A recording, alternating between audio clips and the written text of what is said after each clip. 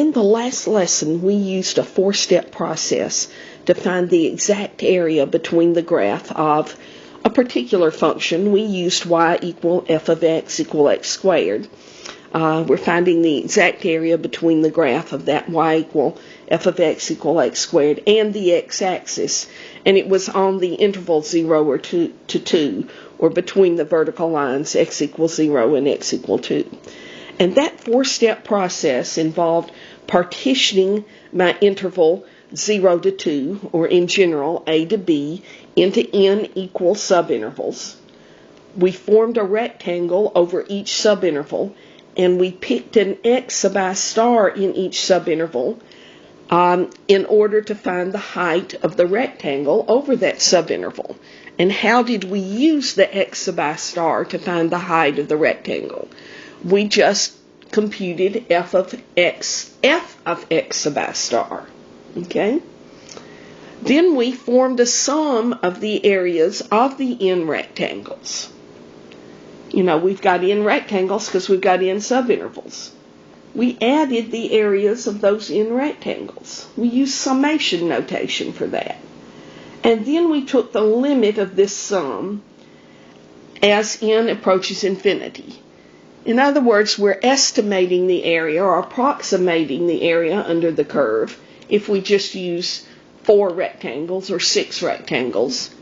But if you let n go to infinity, you're using infinitely many rectangles. And that gives us the exact area.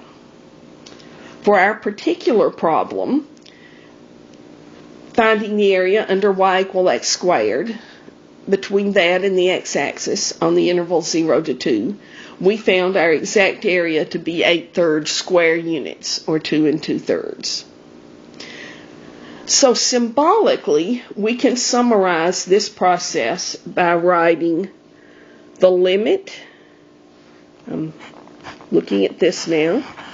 The limit as n approaches infinity of the sum as our counter I goes from 1 to n of f of x sub I star delta x. The delta x is the width of the ith rectangle, and the f of x sub I star is the height of the ith rectangle. So this sum, as I goes from 1 to n of f of x sub I star delta x, is just the sum of the areas of the n rectangles, which is an approximation of the area under the curve. Then we get exact area when we take the limit as n approaches infinity.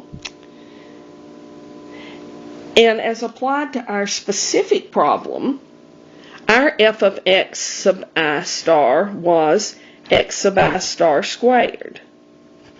So in our sum, we had x sub I star squared. Well, guess what? This notation is very cumbersome, isn't it? It gets old writing all this notation, the limit of a sum. So we're going to introduce new notation.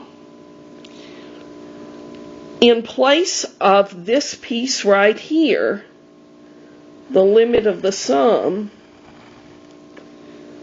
we're going to write, now let's see, how could I write limit of a sum in a way that's much more simply, but that gives me a hint of the limit of a sum, an L and an S. What symbol could I use that kind of makes me think maybe of a stylized L or S? How about this?